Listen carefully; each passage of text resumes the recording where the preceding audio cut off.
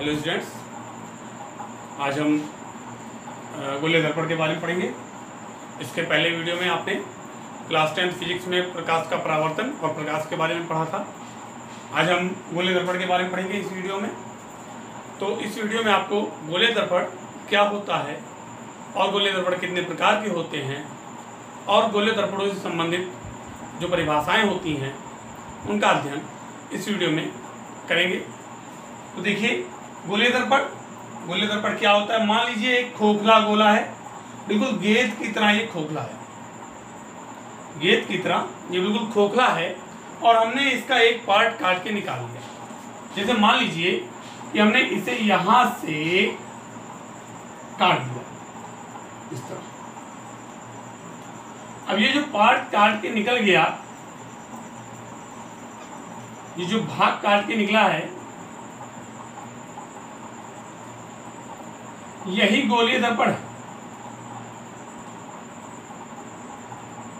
यही भाग जो काट के निकला हुआ है ये गोलीय दर्पण है। देखिए, इसमें एक तल जो है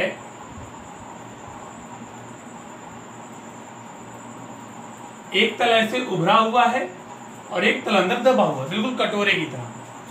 ठीक है। अब इसमें एक तल उभरा हुआ है और एक तल दबा हुआ है। इसके किसी एक तल पे हम क्या पेंट लगा देते हैं जिससे प्रकाश एक तरफ से दूसरी तरफ नहीं जा पाता, यानी प्रकाश आर पार नहीं हो पाता। और दूसरा तल हम परावर्तक तल के लिए छोड़ देते हैं जहां प्रकाश का परावर्तन होता है। तो गोलीय दर्पण की अगर परिभाषा आपको देनी हो तो आप इतना लिख सकते हैं कि गोलीय दर्पण एक खोखले गोले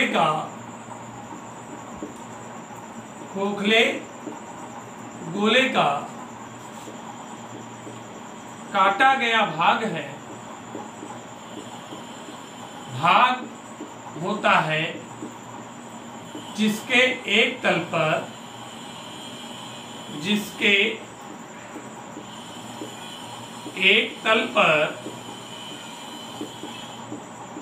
पेंट लगा होता है,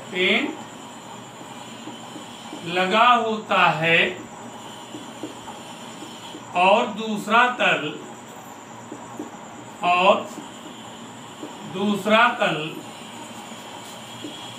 परावर्तक होता है। तो ये हो जाएगा गोलीय दर्पण की परिभाषा। तो इस प्रकार से आप गोलीय दर्पण की परिभाषा लिख सकते हैं। एक खोखला गोला जिसका एक काटा गया भाग, जिसके एक तल पर हम पेंट लगा देते हैं और दूसरा तल परावर्तक छोड़ देते हैं, उसे हम गोलीय दर्पण कहते हैं। हम देखेंगे गोलीय दर्पण कितने प्रकार के होते हैं। देखते हैं गोलीय दर्पण के प्रकार। अब गोलीय दर्पण दो प्रकार के होते हैं। गोलीय दर्पण होते हैं दो प्रकार के। गोलीय दर्पण दो प्रकार के होते हैं। गोलीय दर्पण दो प्रकार के होते हैं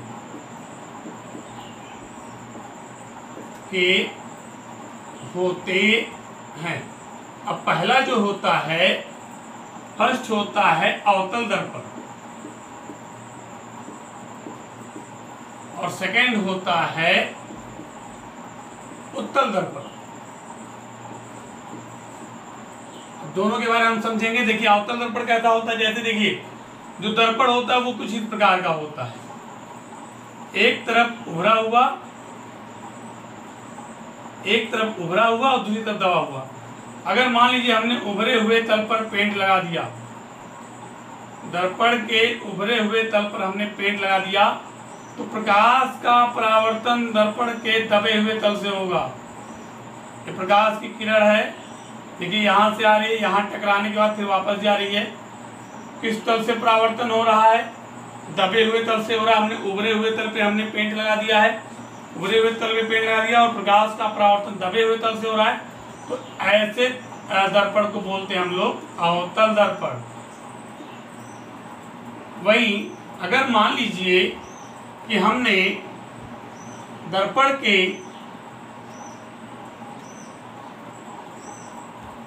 दबे हुए तल पर हमने पेंट लगा दिया, तो प्रकाश का परावर्तन उभरे हुए तल से होने लगेगा। ये प्रकाश की किरण गई और उभरे हुए तल से प्रकाश का परावर्तन हो रहा है, तो क्या हमने दबे हुए तल पे पेंट लगा दिया, प्रकाश का परावर्तन उभरे हुए तल से हो रहा है, तो ऐसे दर्पण को बोलते हैं हम लोग उत्तल दर्पण। अब आप इसकी परिभाषाएं भी लिख सकते हैं खुद ही देखकर समझकर। जब प्रकाश के उभरे हुए तल पर पेंट लगा दिया जाए और प्रकाश का परावर्तन दर्पण के दबे हुए तल से हो तो उसे हम अवतल दर्पण कहते हैं। और यदि दर्पण के दबे हुए तल पर पेंट लगा दिया जाए और प्रकाश का परावर्तन दर्पण के उभरे हुए तल से हो तो उसे हम उत्तल दर्पण कहते हैं। तो इस प्रकार अवतल दर्पण और उत्तल दर्पण की परिभाषाएं लिखी जा सकती हैं सिंपल रूप में। चलिए हम इसको लिखवा दे रहे हैं। ये अवतल दर्पण की परिभाषा लिख लीजिए। अवतल दर्पण की परिभाषा लिखना है आपको। मैंने आपको बताया है कि प्रकाश का परावर्तन दर्पण के दबे हुए तल से होता है, तो देखेंगे लिखेंगे जब प्रकाश का परावर्तन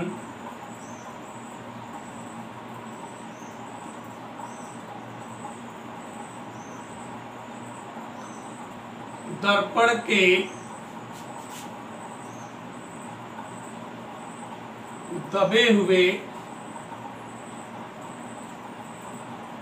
दबे हुए तल से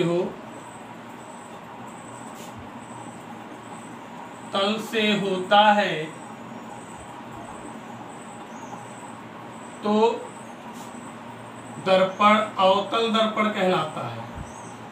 तो दर्पण अवतल दर्पण कहलाता है। और अगर प्रकाश का परावर्तन उभरे हुए तल से हो तो दर्पण उत्तल दर्पण कहलाता है। ऐसे सेम आप उत्तल दर्पण भी लिख सकते हैं। उत्तल दर्पण देखिए, जब प्रकाश का परावर्तन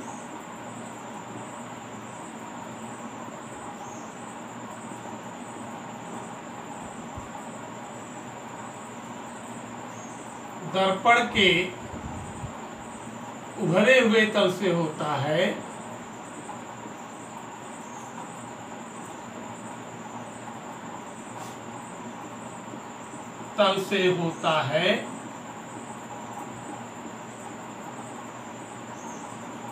तो दर्पण उत्तल दर्पण कहलाता है। तो दर्पण उत्तल दर्पण कहलाता है। कभी नहीं आपको भूलेगा, एकदम सिंपल डिफिनेशन है, समझ लीजिए। डिफिनेशन अपने शब्दों में लिखिए। डिफिनेशन आप अपने शब्दों में लिख सकते हैं, जो समझने की बात है। आप समझ लेंगे, उन चित्रों के माध्यम से समझ लेंगे और फिर उसे डिफिनेशन को, परिभाषा को अपने शब्दों में आप लिख सकते हैं। तो दर्पणों से संबंधित कुछ परिभाषाएं होती हैं जिनके बारे में आप देखेंगे अभी। चलिए देखते हैं। बोलिए दर्पण से संबंधित कुछ परिभाषाएं। कुछ परिभाषाएं होती हैं जो गोलीय दर्पण से संबंधित होती हैं। सबसे पहले वक्रता केंद्र। वक्रता केंद्र, गोलीय दर्पण का वक्रता केंद्र, ये एक गोला है और इससे ये इतना दर्पण M1 से M2 तक ये दर्पण काटा गया। अब इस गोले का जो केंद्र होता है जिससे ये दर्पण काटा जाता है, उस गोले का जो केंद्र होता है इसे हम वक्रता केंद्र कहते हैं और इसे हम C से दिखाते हैं। तो उस गोले का केंद्र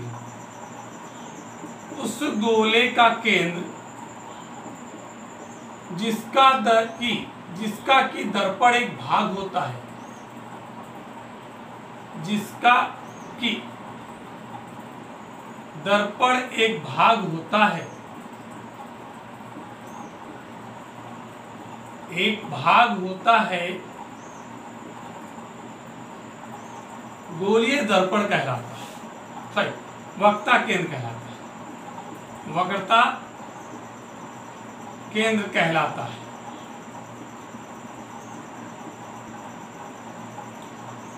तो देखिए ये पूरा वो गोला है जिससे ये दर्पण काटा गया है। तो ये दर्पण इस गोले का एक भाग है और इसका केंद्र क्या कहलाएगा? दर्पण का वक्रता केंद्र कहलाएगा। ऐसे ही वक्रता त्रिज्या होती है। वक्रता त्रिज्या।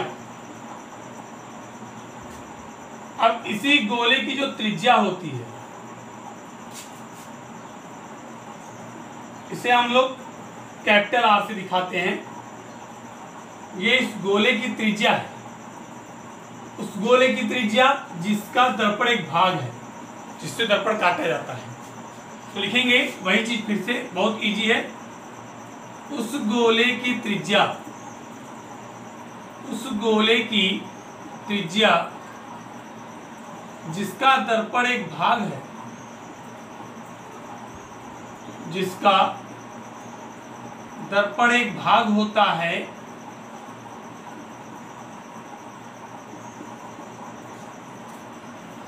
वक्रता त्रिज्या कहलाता है। वक्रता त्रिज्या कहलाता है।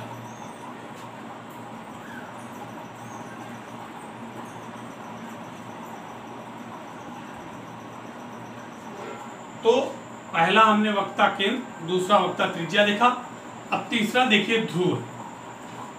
ध्रुव यानी पोल। इसे पी से दिखाते हैं। दर्पण के परावर्तक तल के मध्य बिंदु को, बिल्कुल बीच का बिंदु, मध्य बिंदु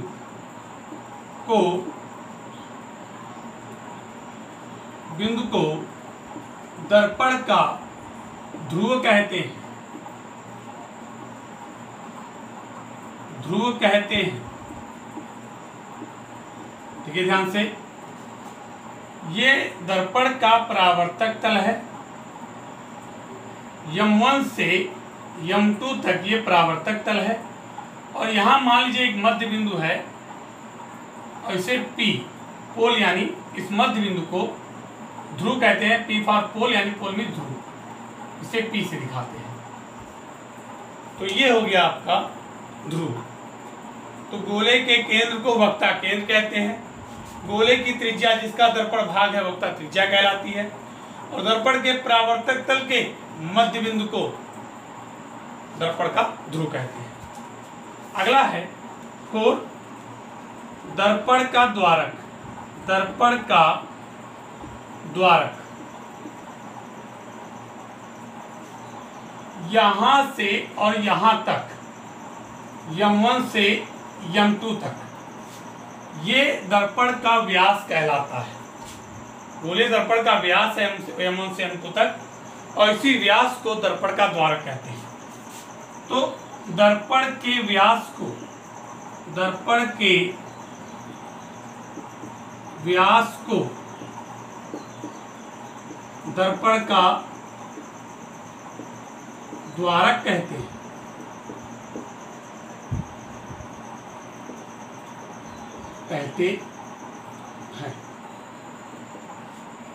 तो इस प्रकार 4 परिभाषाएं होंगी, और भी परिभाषाएं हैं। 5वीं परिभाषा है मुख्य अक्ष। मुख्य अक्ष, ये मान लीजिए आपका दर्पण है और इसके उभरे हुए तल पे हमने पेड़ लगा दिया है। दर्पण के परावर्तक तल के मध्य बिंदु को पोल कहते हैं, ध्रुव। और ये मान लीजिए इसका वक्रता केंद्र है C। अब एक रेखा जो ध्रुव और वक्रता केंद्र से होकर जाती है, इस रेखा को ही मुख्य अक्ष कहते हैं। यही रेखा मुख्य अक्ष कहलाती है। ये काल्पनिक रेखा है जिसे हम लोग खींचते हैं। तो ध्रुव और वक्रता केंद्र से होकर जाने वाली रेखा, ध्रुव और वक्रता केंद्र से होकर जाने वाली रेखा मुख्य अक्ष कहलाती है। ध्रुव तथा वक्रता केंद्र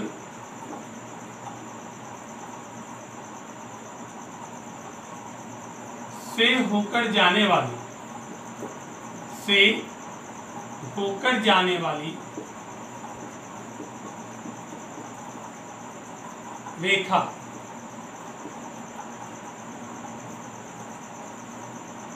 मुख्य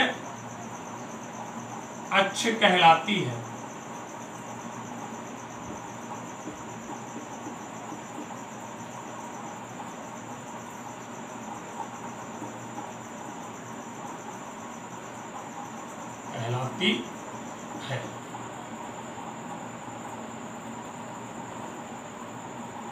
ठीक है, तो ध्रुव और मुख्य अक्ष से होकर जाने वाली जो ध्रुव और वक्ता के शीर्ष से होकर जाने वाली जो रेखा है उसी रेखा को मुख्य अक्ष कहते हैं। अब आते हैं 6 फोकस। देखिए, फोकस दोनों में होते हैं, उत्तल दर्पण में भी अवतल दर्पण में भी। तो ये मान लीजिए एक उत्तल दर्पण है।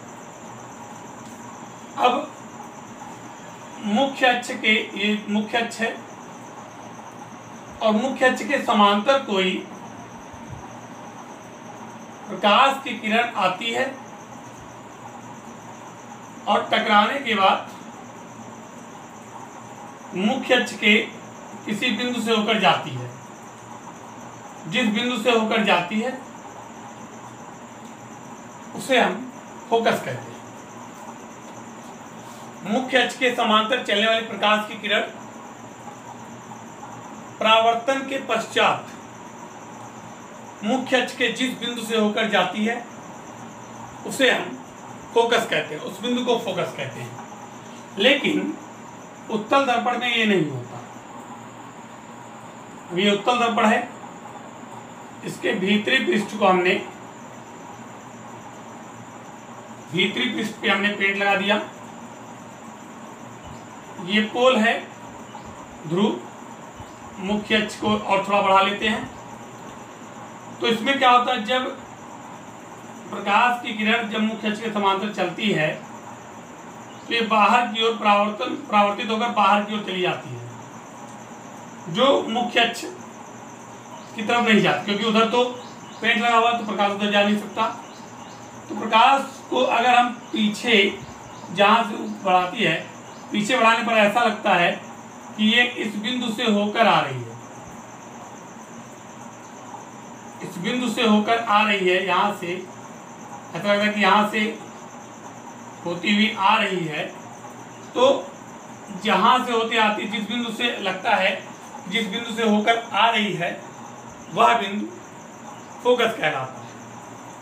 इसमें मुख्य अक्ष के समांतर चलने के बाद परावर्तन के पश्चात मुख्य अक्ष के एक बिंदु से होकर जाती है और इसमें मुख्य अक्ष के समांतर चलने के बाद परावर्तन के पश्चात मुख्य अक्ष के एक बिंदु से आती हुई प्रतीत होती है, आती हुई प्रतीत होती है। और ये दोनों बिंदु क्या कहलाते हैं, फोकस कहलाते हैं। तो मुख्य अक्ष के समांतर चलने वाली, मुख्य अक्ष के समांतर चलने वाली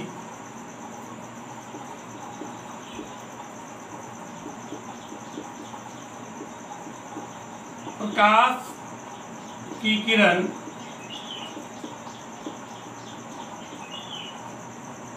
परावर्तन के पश्चात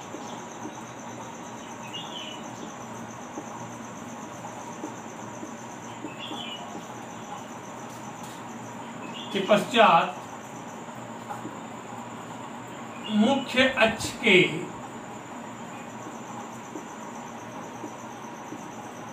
जिस बिंदु से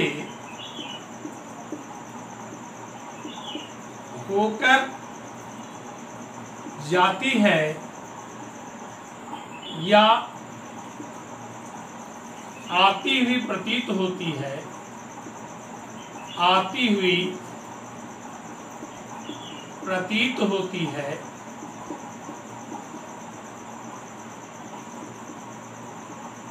फोकस कहलाता है। फोकस कहलाती है। वही बिंदु फोकस कहलाती है जहां से प्रकाश की किरण परावर्तन के पश्चात होकर जाती है या आती हुई प्रतीत होती है।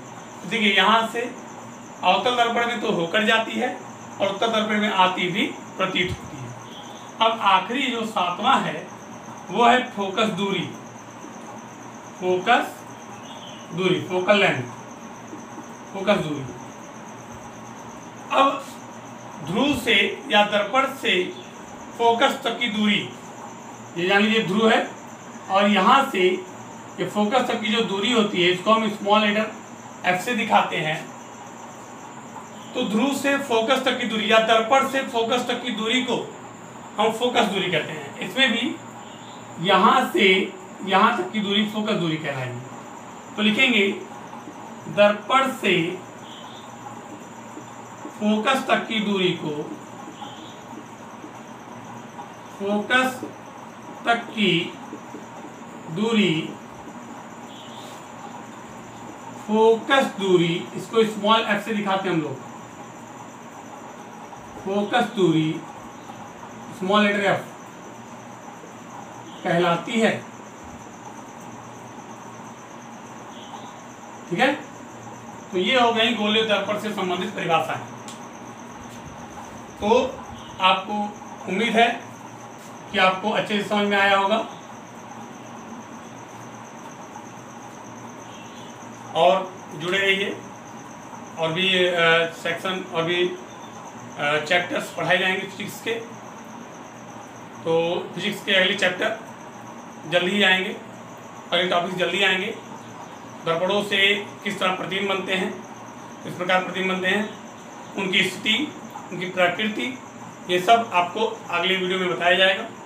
तो सब्सक्राइब करें हमारे चैनल को और वीडियो को लाइक करें और कमेंट में अपने सुझाव जरूर लिखिए। कमेंट में हमें बताएं कि हमारे लिए क्या, आपके लिए क्या और अच्छा रहेगा, क्या इंप्रूवमेंट मुझे करने की आवश्यकता है। तो ये कमेंट बॉक्स में जरूर बताएं। धन्यवाद।